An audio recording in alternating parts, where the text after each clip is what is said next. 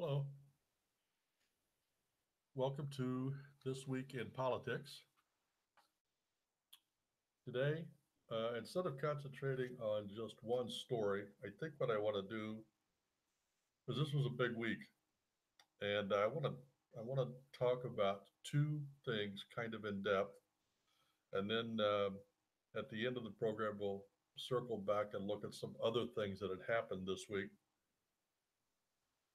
Um, there was two big deals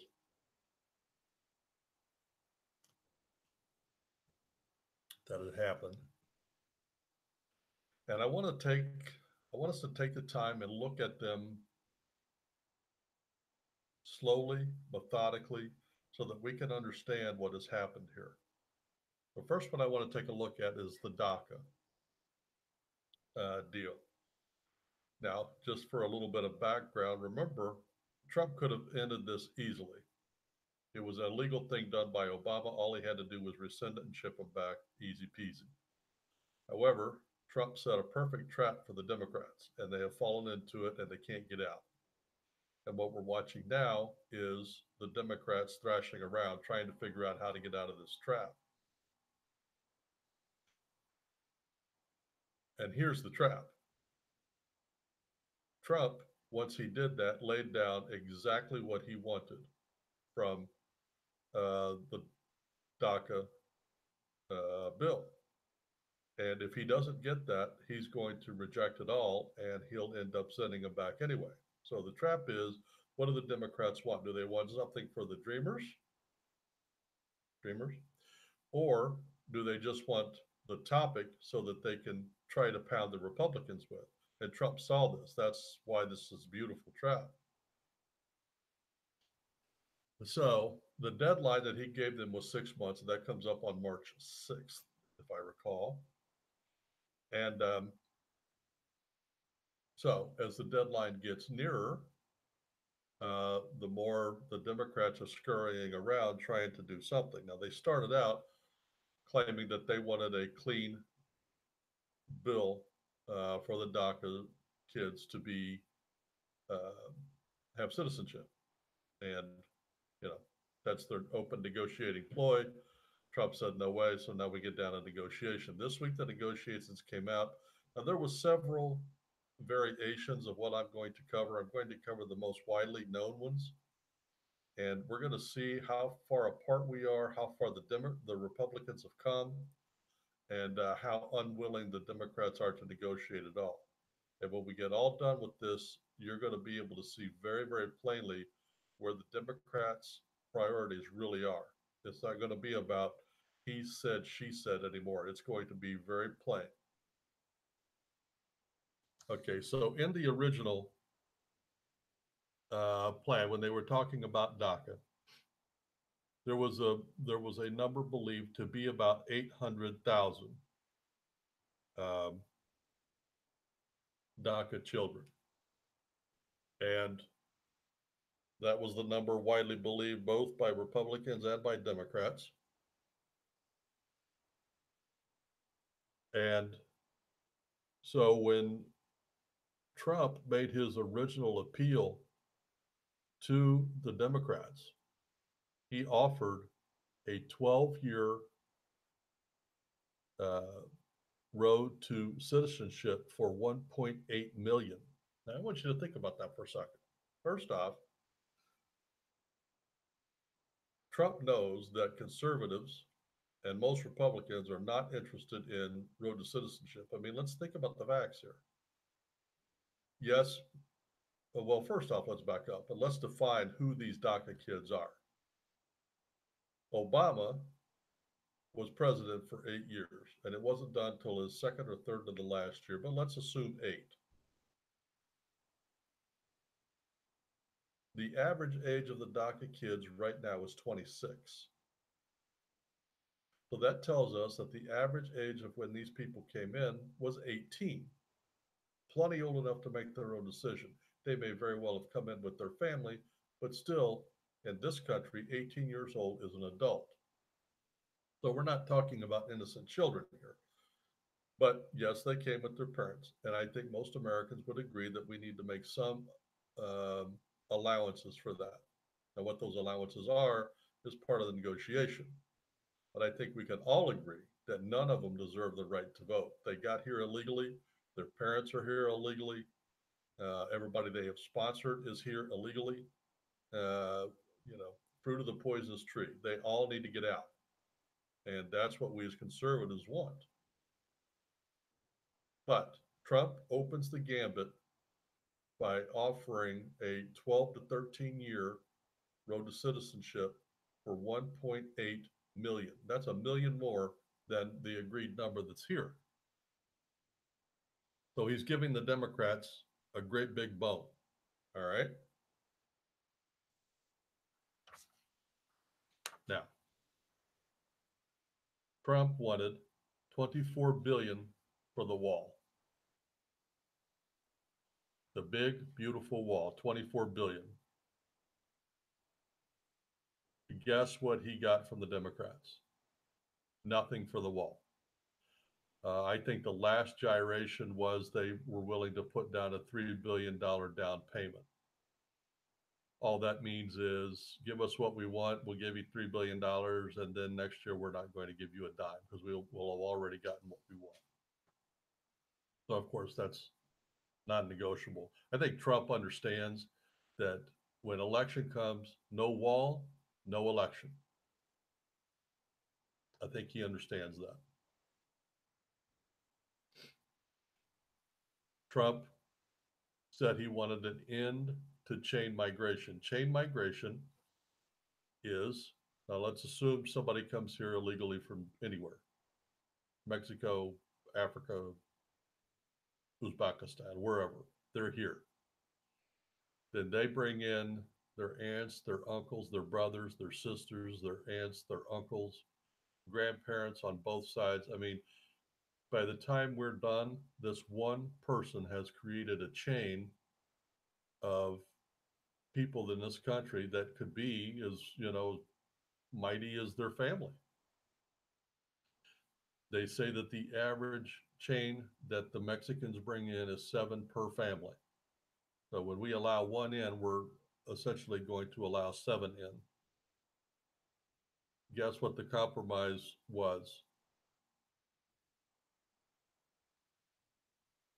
The Democrats were willing to limit chain migration to parents and kids. I think that's fair.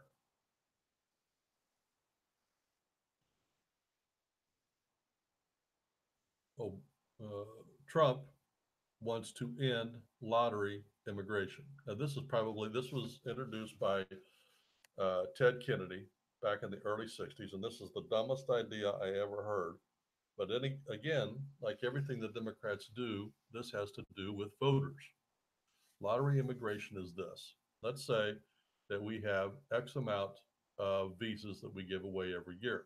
We set aside a percentage of those visas.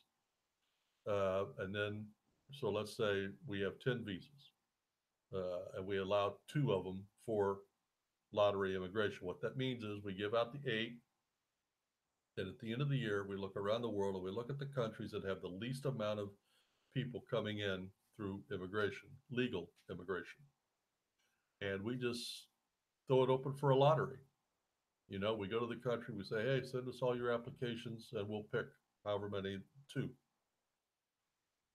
There's no vetting, there's no anything. We're just letting in anybody on a lottery system. I mean, we could be letting in terrorists or murderers or bank robbers or degenerates. We have no clue who's coming in, and this goes on every single year since the 60s. The Democrats were not willing to budge on this at all. Not only did they want to keep lottery immigration, they wanted to expand it.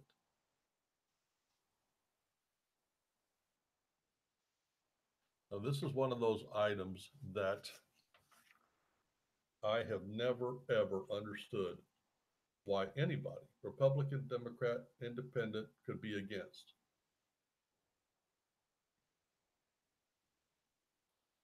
And it's that you'd be required to have a photo ID to vote. Why is that such a big deal? Now, the Democrats will throw some phrase around called disenfranchising the poor people. That is very easily proven wrong. Go to any poor area and you ask them for an ID. If they are old enough to drink, old enough to buy tobacco, old enough to drive a car, old enough to rent a hotel room, old enough to do just about anything in this country. You want to rent a house? You want to rent an apartment? You want to get government handout? You want to get food stamps? That all requires ID, photo ID. Now, they say that it disenfranchises the poor. I counter with this. And one of the arguments is transportation. And I argue this. Every poor person in this country that gets food stamps or welfare or Section 8 housing always finds a way to get to that office to do the paperwork that needs to be done. Why is that more important than making sure that uh, our voting system is pure? I don't, I never did understand the logic of that. There is no disenfranchisement there. That's the Democrats saying the sky is falling. That's just stupid logic. It's not even logic. That's irrationality. Photo ID for voting is essential. And here's why. So let's say Trump gets everything on his list. He gets the wall, he gets the end of chain migration, he gets the end, all of it. And let's say he even kicks out the illegals that are here. We will be right back in the same boat as far as voting goes if we don't put photo ID in here. It'll just be harder for the Democrats to find people to go cheat. Right now, it's easy. You just go get anybody that's here illegally.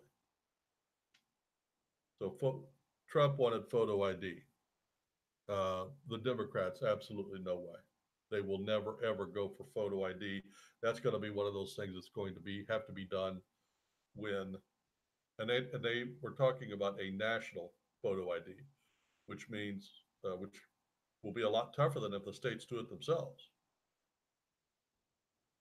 As an example, a state could require a driver's license, or it could require just an ID card, or it could require a birth certificate. I mean, each state could do their own thing, and some will be tougher than others.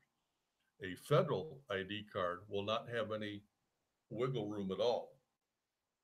And if that ever gets done, it will be done with Republicans, and they will make it. And I think it's great, but I think the blue states are cutting their nose off to spite their face. They just don't realize it yet.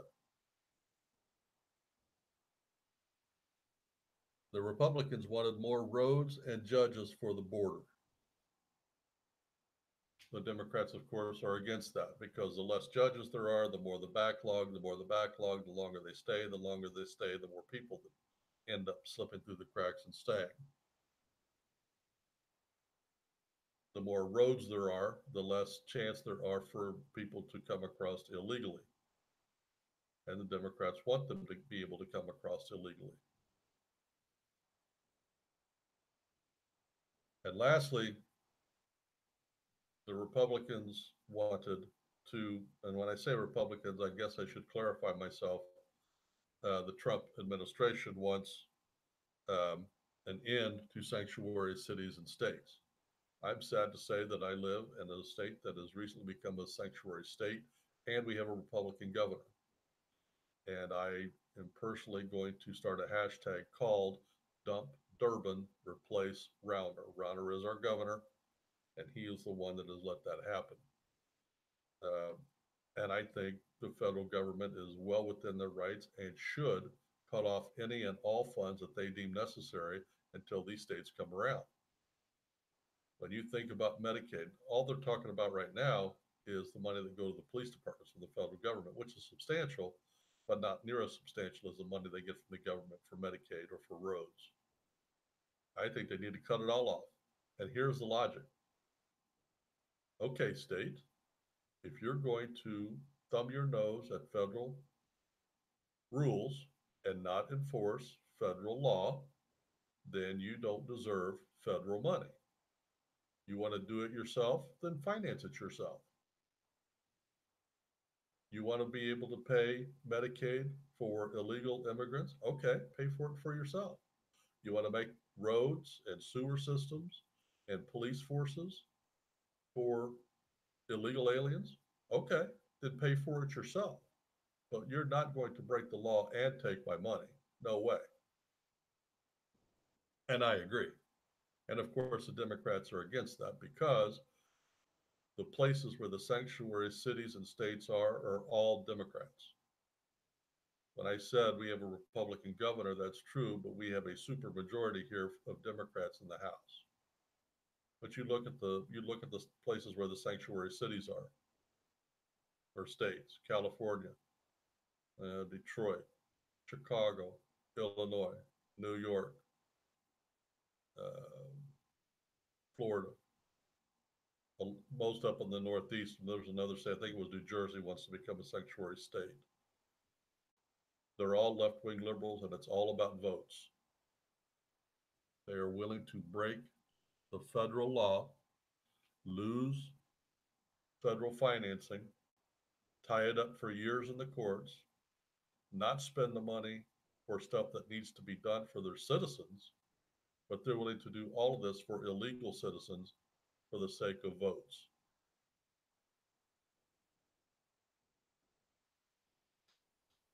Now, Trump has said that on March 6th, if nothing is done through the Congress, he's going to reject, well, he's already put a pause on um, the DACA thing from Obama. And on March 6th, when the deadline is up, he's going to reverse it, which means he's going to have these people tossed out, and he's going to stop permanently any of it happening. And he's going to end the visas and renewal system that these people are getting.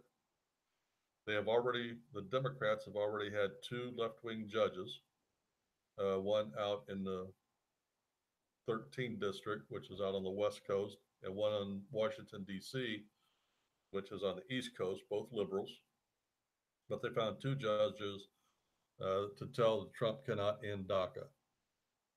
To which I say, you need to reread the Constitution.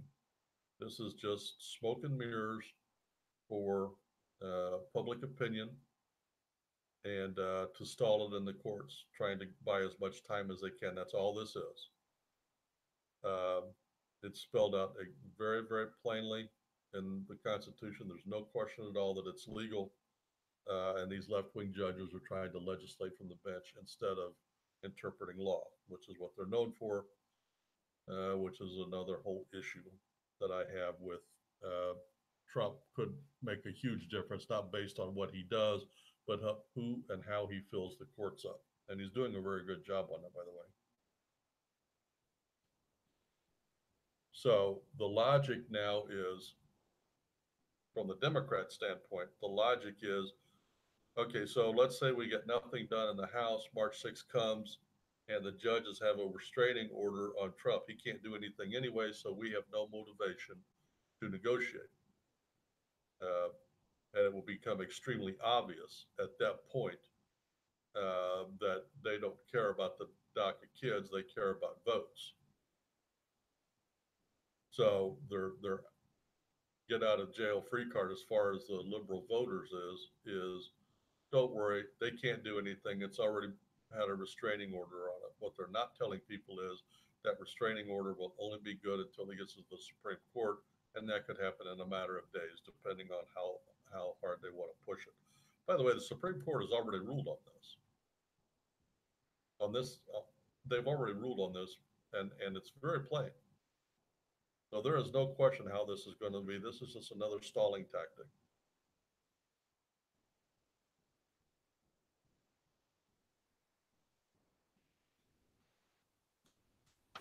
it proves almost without a question that the Democrats do not care about these dreamers.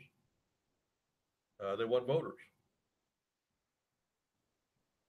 And what the Democrats are hoping is they can stall this out through the courts, through implementation, and through stalling tactics, so that when the election comes, they'll be able to beat the Republicans with this issue, which they have over the years.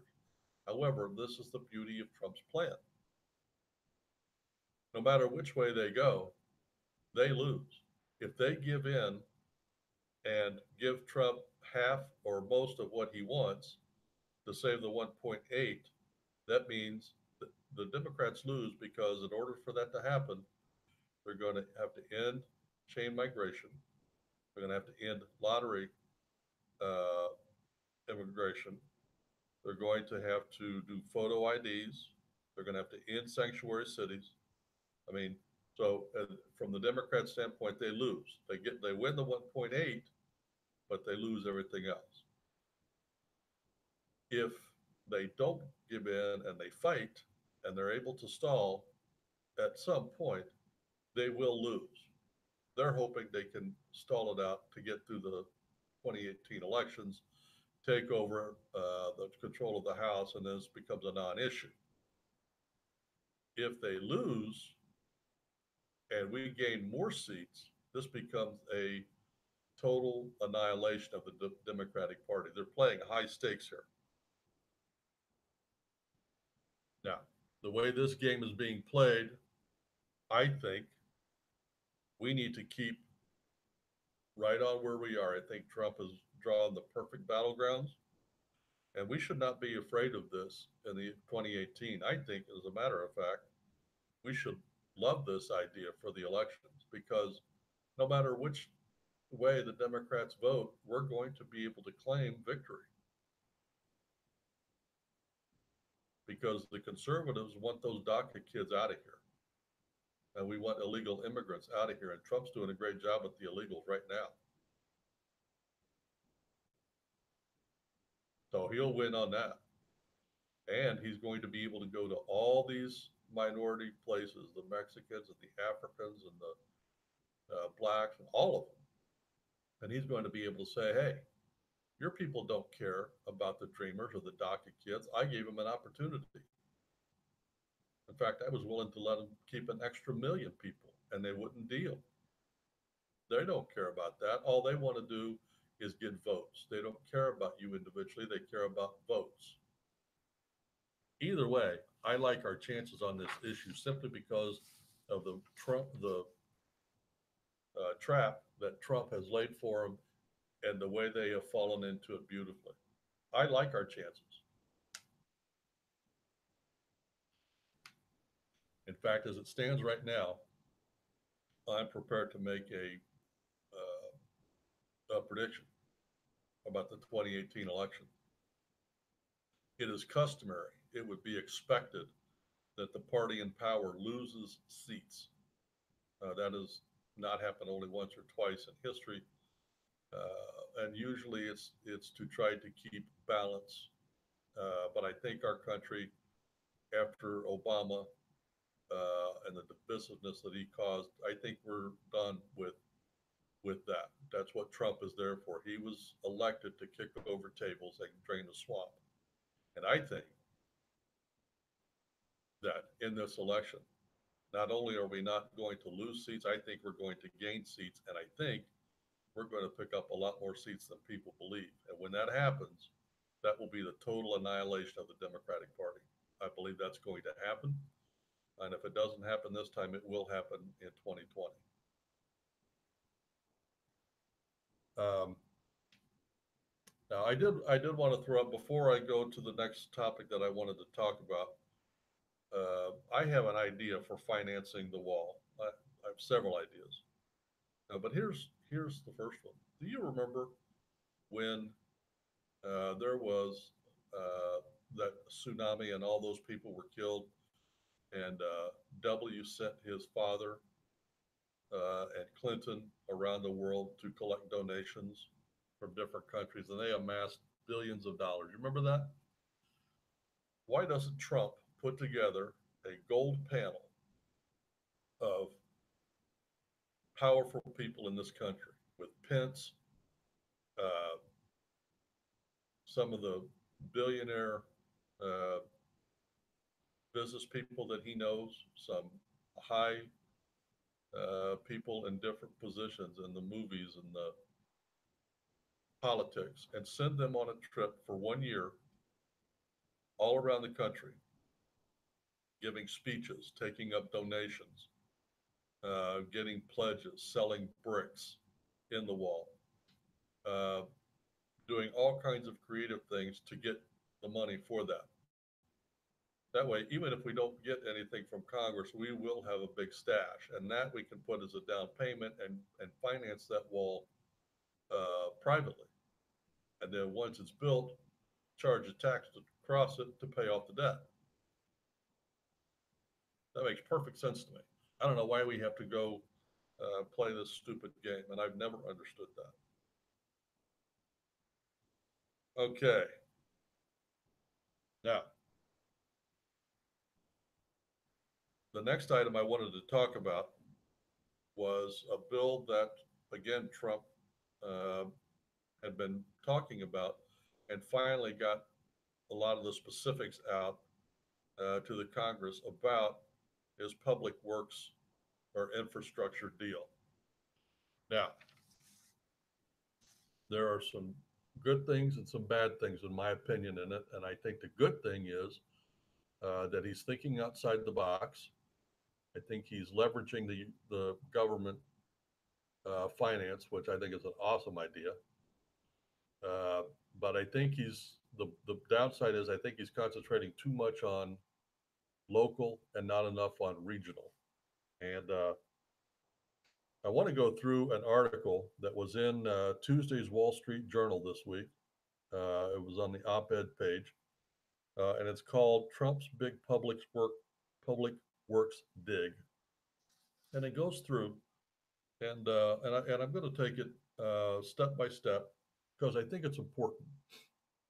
You know, when we as Americans hear about a bill and all the talking heads are talking about it, it gets really confusing, and we finally just throw our hands up and say, you know, it's just a big mess. Without somebody sitting down and taking the time to explain it step by step, inch by inch, here's what we're talking about. And this article is a good starting place to be able to do that. Now, I'll start by just reading the opening. It says the White House on Monday unveiled its plan to raise $1.5 trillion in capital for public works. This will cause sticker shock among Republicans, but the president's innovative regulatory reforms deserve debate and may even garner some Democratic support. Now, remember that number: $1.5 trillion. That means 1,500,000,000,000. Wow. I mean, the the spending plan that they just approved last week was $1 trillion. Um, wow. So the number is huge. But it goes on to says President Trump is proposing to spend 200 billion in federal funds to leverage 1.3 trillion in state, local, and private investment in public works. This is the idea that I just got done talking about for the wall. Instead of getting the seed money from the government, which the Congress doesn't seem like it wants to give, let's go out and raise. So, okay, so he's going to take 200 billion to get 1.5 trillion. Okay. So if we need 24 billion for the wall, let's go out and get 2 billion. If they can raise $1 billion for Hillary Clinton to run for president, we can certainly get 2 billion from everybody around the country to build that wall. That ought to be easy. That we take that 2 billion, finance the wall, and then use uh, user fees coming to and from, of course, across the border to pay for it. And I don't mean just to enter the country. I think Americans should pay when we leave too. And I don't think Americans will object to that. And you could do all kinds of creative things to raise that money. Like when a church goes to build something, they sell a brick. But what if we sold a square down there on the wall? I mean, they're building it in squares, sell a square, you know? I mean, we could divide it into eighths. One square costs you $10,000, one whole square, or one eighth of a square would cost you, I don't know, whatever an eighth of that is. But the goal is we could do it in a creative way. We could do it outside the box. We could do it publicly, but we wouldn't need the Congress at all, and it wouldn't cost the government anything to build that wall. But we're now over a year into the president's uh, 4-year term, and we don't have a lot of time to monkey around. If he wants to do this, he needs to get started right now. Put that group together and have them go around and raise money, sell bricks, make it a club, give them access to aerial photography, make it a video thing where if you pay, I don't know, $5 a month, you get to, anytime you want to, you can watch cameras that are installed on the wall. I mean, think outside the box and be creative. Now, when we're talking about the money, this article goes on to say, now consider of the $787 billion stimulus in 2009. Okay, remember the stimulus? Now remember the numbers here. The goal is 1.5 trillion. In 2009, which was a while back, the stimulus was 787 billion. Only about 60 billion financed public works. Most was spent on safety net programs and other progressive causes. More Hurricane Sandy recovery money went to community development than repairing train tunnels.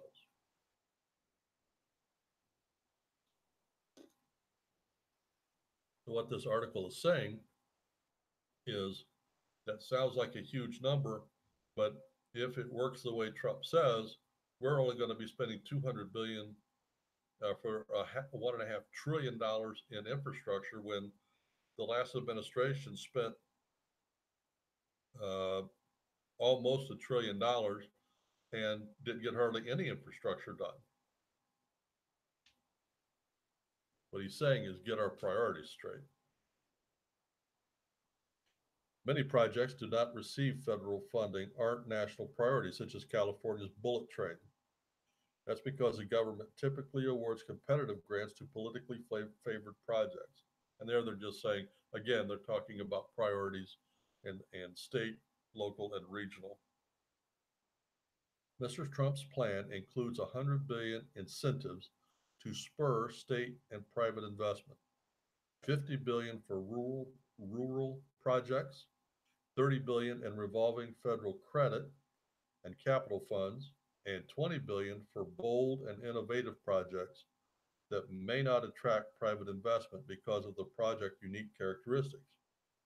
By any other name, this is a national infrastructure bank synonymous with cronyism.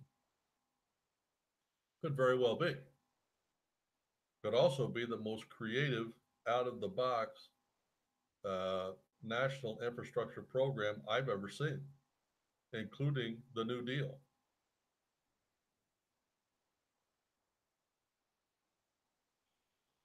Now, Mr. Trump and Congress should instead focus new federal funding on national or regional priorities, such as improving port security, repairing the Hudson River train tunnels, which would benefit most of the Northeast. And I agree with that.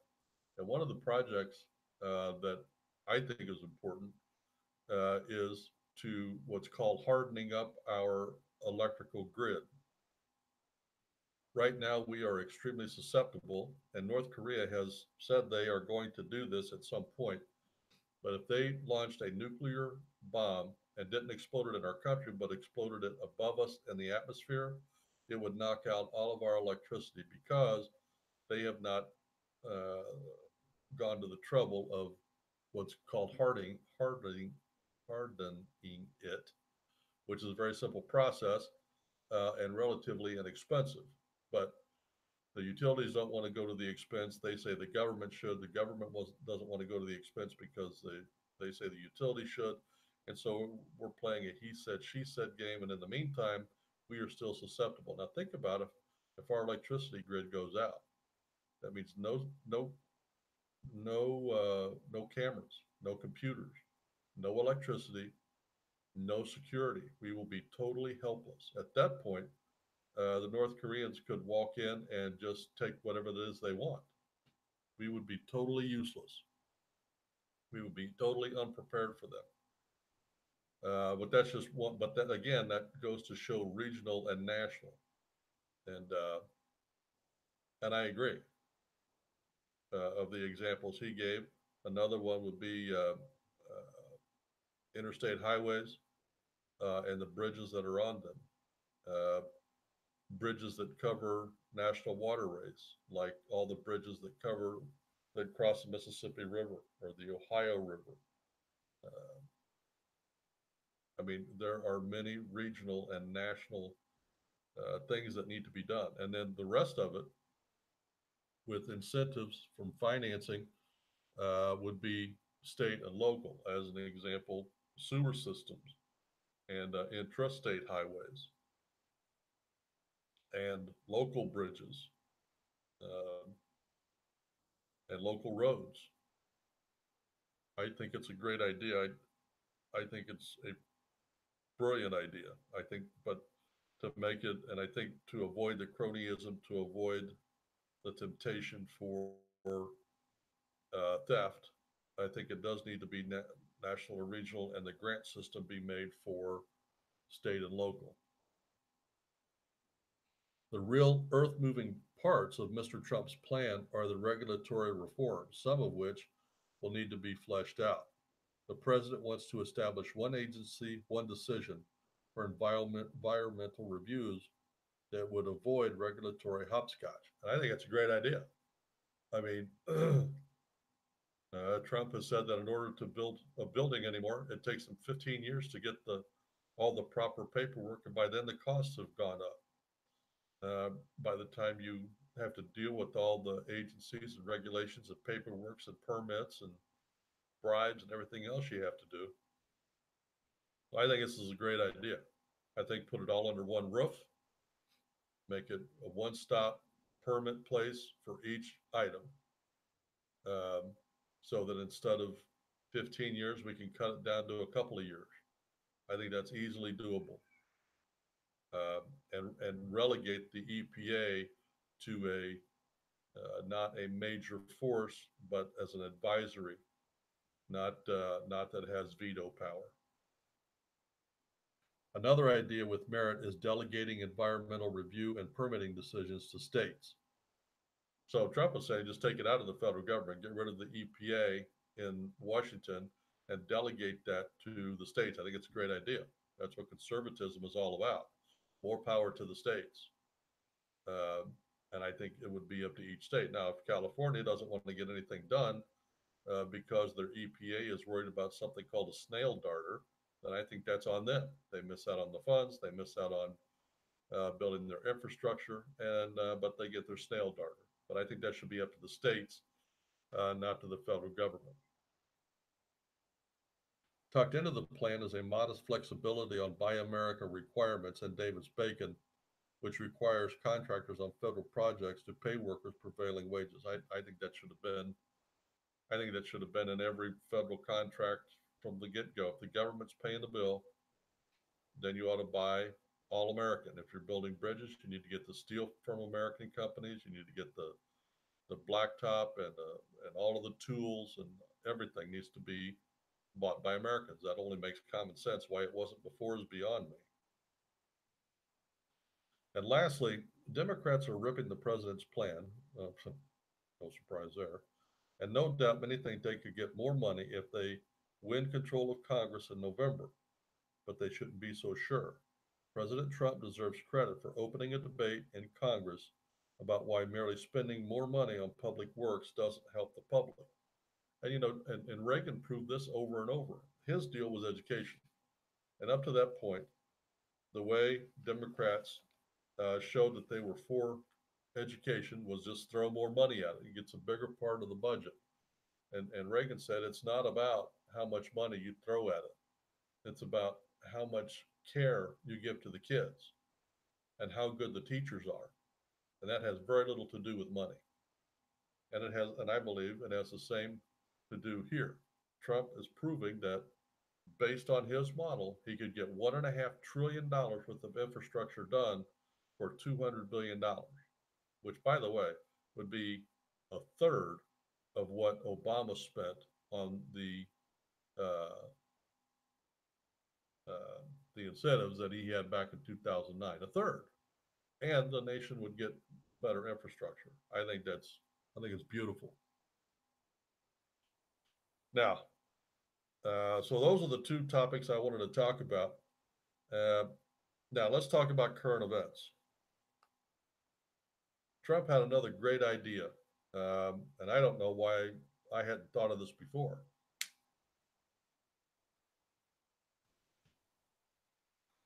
But for those of us that are over the age of 20, I would assume everybody knows that the food stamp program has been totally misused. Um, the people, and I'm not saying all, but there is a vast majority that misuse this system. And the fault is probably not theirs. The last administration measured success of the food stamp program by how many people were on there. The more people that were on food stamps, the more successful the program was. They were even advertising for food stamps. That's not how I measure it. The more people that are on it, the the more of a failure I think it is. A successful food stamp program is to help people through a hard time and then get them off so that they can go uh, build their own life and their own careers and do what needs to be done. It's supposed to be a safety net, not a not a handout to be measured by how much they get. And how was it abused? Well, they were getting so much in food stamps that they were spending it on. They were eating very, very well.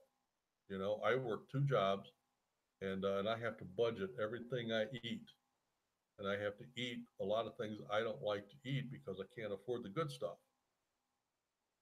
Uh, a lot of people on food stamps are eating steak and lobster and shellfish and fresh fruits, and I can't afford all that. The other abuse is at the other end of the spectrum, people take that money and they will turn it over to somebody else for 50 cents on the dollar to get cash. So if you had $100 on your food thing, as an example, I know for a fact that this is how uh, addicts do it with their dealers. They take the dealer into the grocery store. The dealer loads up $100 worth of food. They get to the register. They pay for it with food stamps. They get outside, and the dealer gives them $50 worth of drugs. So for $50 in retail, the dealer gets $100 worth of groceries, and that's done all the time. And I mean, day in and day out. Or they give it to them so that they can go, and then they turn around and sell that for more money for drugs. I mean, it's a scam. It's an underground system, and everybody knows about it. And the going rate is 50 cents on the dollar. That we need to end that. Now, here was Trump's plan that he floated this week. Let's end the food stamp program. I think that's a great idea. So then what do we do about the people that need food? We give them food. I mean, if you are a single mother with two kids, then you get the equivalent amount of uh, food every week for you and two kids. And and who knows what that is? I mean, we're not going to debate about what's in their package. I mean, it probably non-perishable. You get, like if you go to a food pantry, you know, you get breads and canned goods uh, and I want you to remember this when you're thinking about this, thinking about, well, that's really not very nice. Well, it's not supposed to be a nice thing to be on food stamps. It's not supposed to be enjoyable.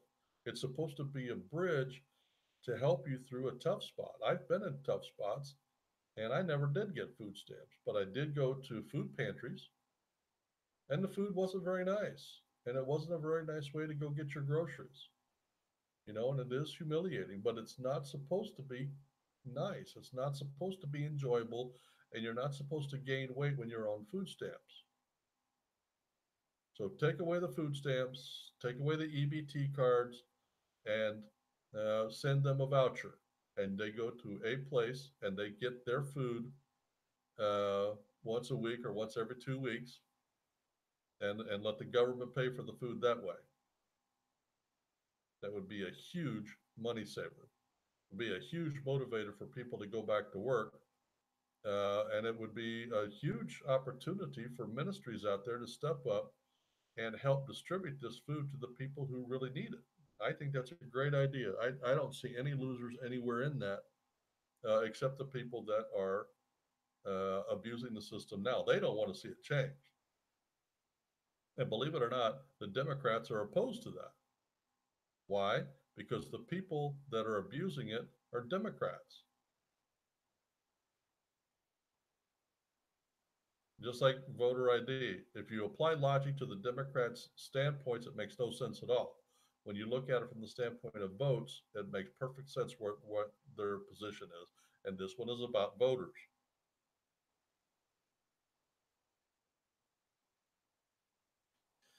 Now, this last current event I want to talk about, I would like to take just a minute and have a moment of silence for the 17 dead students and faculty that were gunned down at Parkland High School shooting this week.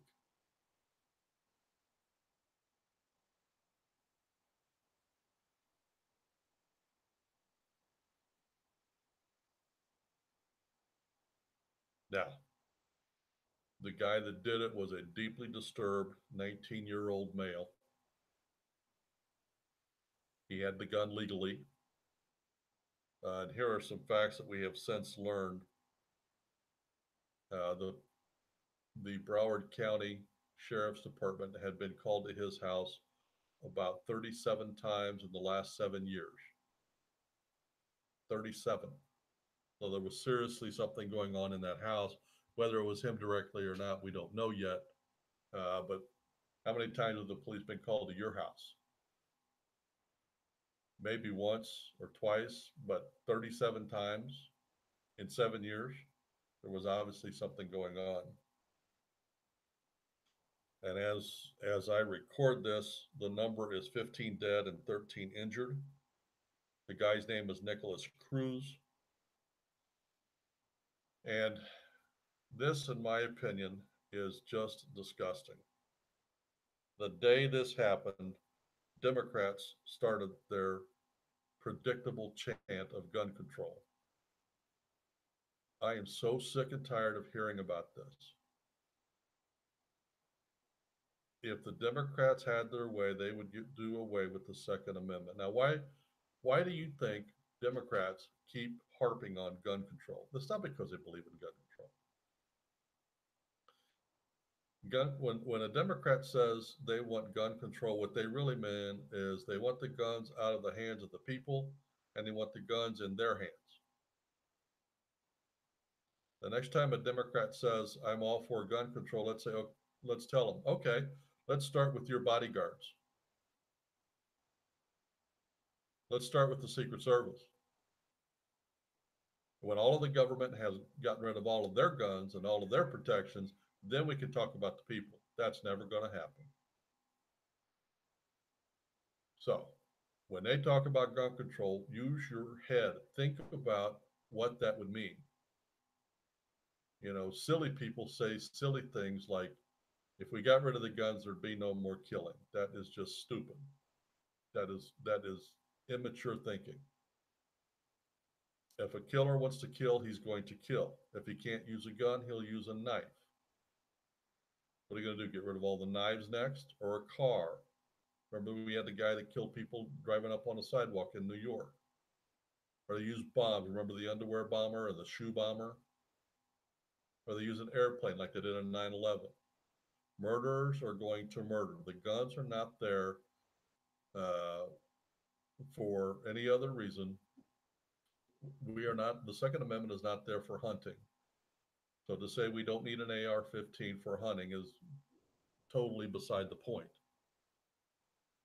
The Second Amendment is there to help protect American people from an encroaching government. And the government has been encroaching over and over and over. And every time we have one of these emergencies, they try to encroach on the Second Amendment again. The reasoning that they tell you is to stop the killing. That is false. In fact, my humble opinion is I think the government, if they're not behind a lot of these killings, I think they endorse them.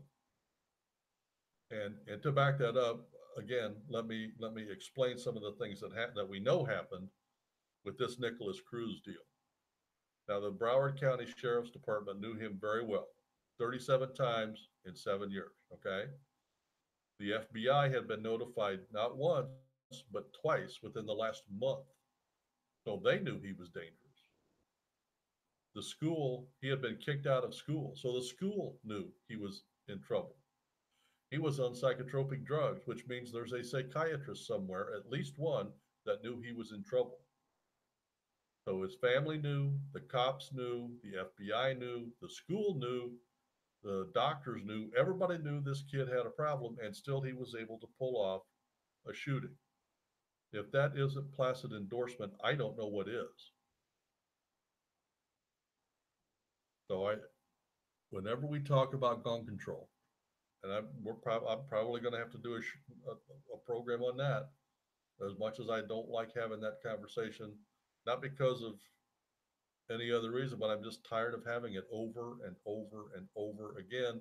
And every time we have it, the Democrats all lie. Every word that comes out of their mouth on this topic is an absolute lie. Not one of them is a genuine response to what has happened. They don't want to end that killing any more than they want a man in the moon. What they want is the guns out of your hands and into their hands. That's what they want. And we as conservatives want the guns in everybody's hands so we can all protect our own self. And we don't have to rely on the government to protect us. We'll protect our own damn self. Democrats don't want that because then they can't take over. Well, that's about all the subjects I wanted to talk about this week. I suspect that next week we will be talking more about DACA as the March 6th deadline comes up. Uh, my guess is the infrastructure deal is probably going to die down. I believe the Democrats pretty much proclaimed it DOA. And by the way, as this debate goes forward, I want you to think about something. Everybody keeps saying that it requires 60 votes to pass the House or the Senate. And as the rules stand now, that's true. But that 60 vote is not in the Constitution. That is not the way that it was designed to do it. The senators voted that in themselves to get a 60 vote majority to pass a rule. All they really need is 51. So each bill that comes along, all they have to do is change the rule. And with the Republicans in charge, it takes 51 votes to change that rule. So if Mitch McConnell and his cadre of uh, establishment Republicans truly wanted these bills passed, he would do just like he did when the tax thing came up. Now, remember, that thing passed with 52 votes, and he got that by changing that rule. He's getting those judges passed by changing that rule. And if he wants to get an infrastructure bill done, he could get it done, but he will need to change that rule. So you should write your senators and tell them to change that rule. Well, that's about all I wanted to talk about. Um, I hope you enjoyed the program. Now, if you did, please subscribe to our channel. I mean, I do this program because I enjoy it, but people tend to not take you seriously if you don't have subscribers. So if you like it, please subscribe to the channel. And I look forward to next week when we sit down and talk about this week in politics.